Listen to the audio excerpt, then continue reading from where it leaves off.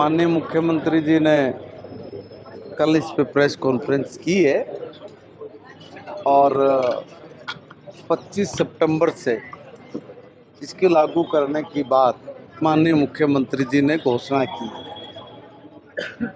और अभी एक बार और मुख्यमंत्री जी रूबरू होंगे और उसके बाद हम लोग आपके सामने क्रमवार जो स्कीम को लागू करना है उसका विस्तृत ब्यौरा दें। वैसे तो कल मुख्यमंत्री जी ने शायद इस पे काफ़ी कुछ कहा भी होगा, विस्तृत जानकारी दी भी होगी। सर, हरियाणा में पूरे लगभग 1000 टीचर की कमी है, एक सर्वे रिपोर्ट आई है, उसको लेके कैसे क्या करें? 1000 टीचरों की नहीं, कमी तो ज़्यादा की है। 1000 स्कूलों में कई स्कूल ऐसे जिसमें एक ही टीचर है। ऐसा देखिए, बच्चे भी तो 28 है, बच्चे भी तो 22 है। अब 22 बच्चों पे आपको कि 14 टीचर भेज दो तो ये कोई तुक नहीं है। देखो होता क्या है, जिस तरह से बच्चों की संख्या है अनुपात में टीचरों की कोई कमी नहीं, एक भी टीचर की कमी नहीं। सरकारी स्कूल में बच्चे अगर नहीं होंगे तो मेरे लिए भी एक समस्या हो जाएगी। अब अगर 48 बच्चे और 48 बच्चों के लिए मैं कहूँ कि 24 का स्टाफ भेज दो तो ये भी न्याय संगत बात नहीं है। इसलिए मैं तो बार बार अपील करता हूँ ग्राम पंचायत से भी, एसएमसी के लोगों से भी और स्वयं गांव के लोगों से भी कि आपकी ही संपत्ति है, आपकी प्रॉपर्टी है। हम आपको सिक्योरिटी देते हैं कि भाई आप बच्चों का एडमिशन कराइए, अच्छी पढ़ाई की व्यवस्था करके हम लोग देंगे। और ये ऐसा विषय है कि हम लोग किसी को ये नहीं कह सकते कि आप अपने बच्चे को ज़बरदस्ती सरकारी स्कूल में डालिए। क्यों नहीं डाल सकते? वो उसका अपना मौलिक अधिकार है कि वो अपने बच्चे को कहीं भी एडमिशन दिलाए, कहीं भी अपने बच्चे को पढ़ाए। तो जो शिक्षा का अधिकार है उसके नाते बच्चा अपनी शिक्षा कहीं से भी ले सकता है, मगर सरकार ने अपनी पूर्ण व्यवस्था की हुई है। हम तो ये कह सकते हैं कि पहले जो प्राइवेट स्कूल था, उस प्राइवेट स्कूल के में अच्छी पढ़ाई होती, ये धारणा लोगों के मन में, और इस कारण प्राइवेट स्कूल में एडमिशन होते थे। अब हमने अपने सरकारी स्कूल की शिक्षा की गुणवत्ता को इतना बढ़ा दिया कि आज सरकारी स्कूल का जो रिजल्ट है वो प्राइवेट स्कूल के इक्वल आ गया। अब मैं नहीं बोलता, वो रिजल्ट बोलता है। जब रिजल्ट बोलता है तो हम तो लोगों से अपील करते हैं कि देखिए, ये व्यवस्था आपके लिए ही है, आप ही लोगों के लिए है, आपकी संपत्ति है। आप इसमें अगर हम लोगों को बच्चे देंगे तो हम और ज़्यादा बेहतर व्यवस्थाएं भी खड़ी कर पाएंगे, और ज़्यादा अच्छा एजुकेशन में काम कर पाएंगे और शिक्षा की गुणवत्ता को और बढ़ा पाएंगे। अब बोलने के लिए तो बहुत सारे लोग हमें बोल देते हैं कि भाई पता नहीं क्या क्या शब्द लिखते रहते हैं, क्योंकि जिसकी मर्जी आए जो बोल लेता है, मगर कुछ ज़्यादा ही गलत भी बोल देते हैं। मैं उनके लिए कहना चाहता हूं कि देखो, प्रत्यक्ष को प्रमाण की आवश्यकता नहीं होती। आज मैं ये कह रहा हूं कि कोई भी प्राइवेट एक ऐसी संस्था का नाम बताइए जिसका 100% रिजल्ट हो। हमारी संस्था है, हमने सुपर 100 कार्यक्रम शुरू किया। सुपर 100 कार्यक्रम में कौन सा प्राइवेट संस्था का बच्चा हमारे बच्चों के मुकाबले में, एक बोलो, इतना बेहतर रिजल्ट जो वहाँ पर हमारे सुपर 100 के जरिए निकल के आया, किसी और प्राइवेट संस्था का आया तो बताओ। आपके किसी भी स्कूल का, किसी भी संस्था का अगर कोई बच्चा टॉप कर जाता तो सारे शहर को हम लोग होर्डिंग बोर्ड से आंट देते हैं कि देखो ये हुआ। हम कह रहे हैं ना कि साइंस साइड में हमारे बच्चों ने, हमारे स्कूलों ने प्राइवेट स्कूल के भी रिकॉर्ड को ध्वस्त कर दिया है। ऐसा नहीं है। देखिए, मैं फिर निवेदन कर रहा हूँ, सरकारी स्कूल आपकी अपनी प्रॉपर्टी है, नेशनल प्रॉपर्टी है, और जब तक ये चीज़ें समाज के हाथ में थी तब तक बहुत अच्छी व्यवस्थाएं चलती रही हैं। और मैं आज भी निवेदन कर रहा हूँ समाज के लोगों से कि ये आपके बिना बात नहीं बन पाएगी। आपका आना, शिक्षा के साथ जुड़ना बहुत अनिवार्य है। इसलिए अनिवार्य है कि जब तक समाज के हाथ में कोई भी चीज़ होती है तो उसकी गुणवत्ता में वृद्धि होती है, उसकी गुणवत्ता गिरती नहीं है। मान लीजिए मेरा बच्चा अगर सरकारी स्कूल में पढ़ रहा है तो मैं उसकी देख रेख करता हूँ, मैं उसके साथ जुड़ा रहता हूँ। अगर किसी का भी बच्चा स्कूल में नहीं पढ़ रहा है तो स्वाभाविक बात है कि वहाँ गुणवत्ता में कमी आती है, और ये कमी आई पिछले 25, 30, 40 सालों में। उसकी वजह से ये हालात बने हैं। अब पुनः हम लोग तो एसएमसी के जरिए, पंचायतों के जरिए, आम व्यक्तियों लोगों के जरिए, पढ़े लिखे जो अपने नौजवान हैं उनके जरिए मैं तो सभी को निवेदन कर रहा हूँ कि एक बार एजुकेशन के साथ आप थोड़ा जुड़िए। आपके जुड़ाव से ही शिक्षा की गुणवत्ता में इतनी वृद्धि होगी, आप उसका चमत्कार देखेंगे। अभी भी तो ये पहले जो 55, 56, 57, 60% तक का रिजल्ट रहता था, अब जो 80 को क्रॉस करके चला गया, क्यों गया? मैंने ऐसे ही लोगों से मुलाकात की है, उनके साथ बैठा हूँ, उनसे निवेदन किया है। अपने श्रेष्ठ गुरुजनों को मैंने कहा कि आपके हाथ में हमारे बच्चों का भविष्य है, तो उन्होंने करके दिखाया।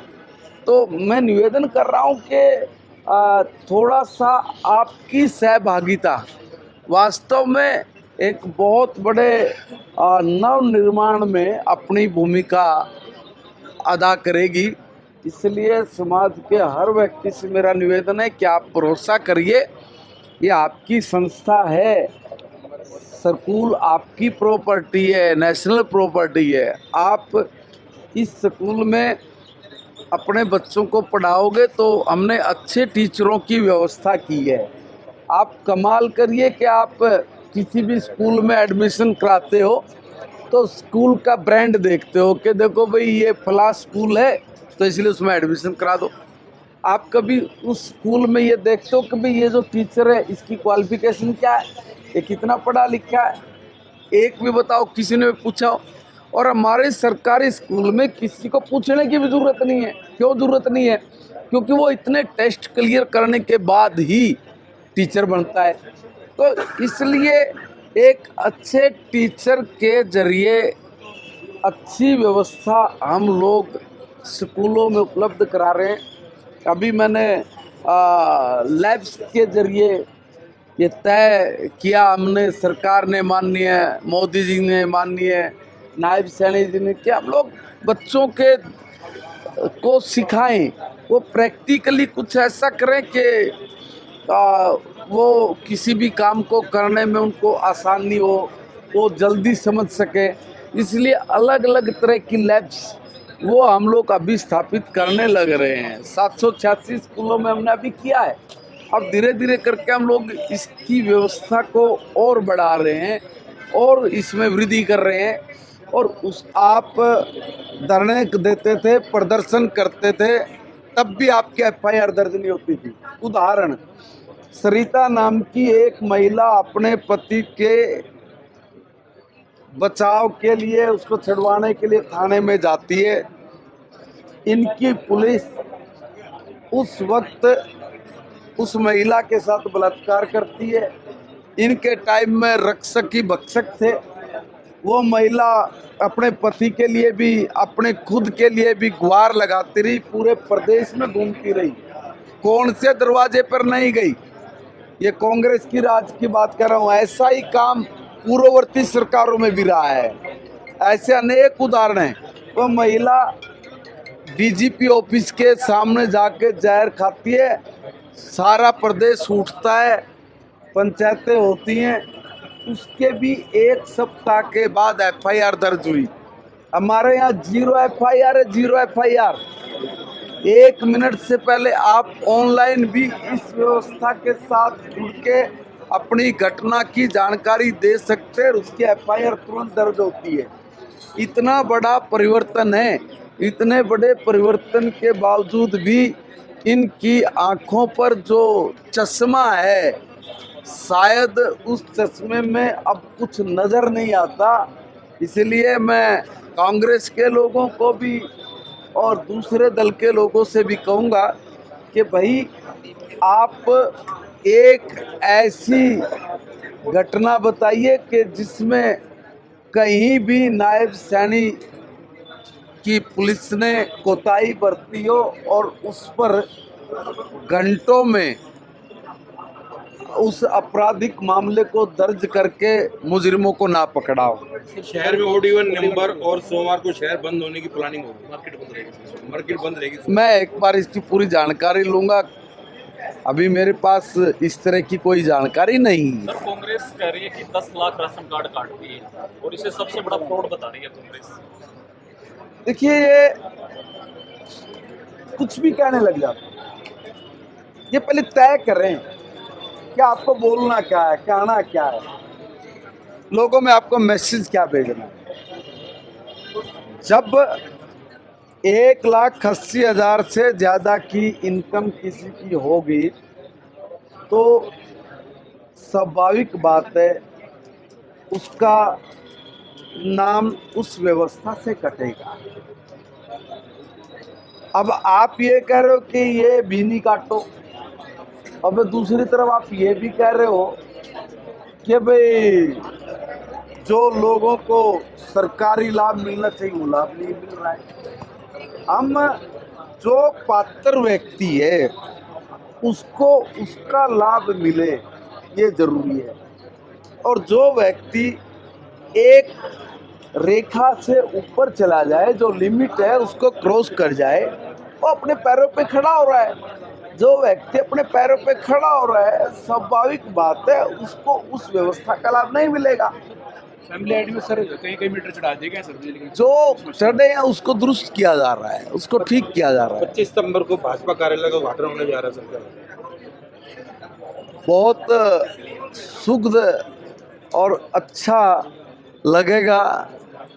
उस दिन से हम लोग अपने कार्यालय में बैठ के ही अपनी जन समस्याओं को सुन पाएंगे। हमारे लिए तो बहुत अच्छी बात है। हत्याकांड में कोई आरोपी गिरफ्तार नहीं हुआ, लेकिन उस पे बहुत मुस्तैदी से जांच चल रही है। परिवार ने कहा हमारी ये जांच सीबीआई को सौंपो, तो जांच अब सीबीआई के हाथ में।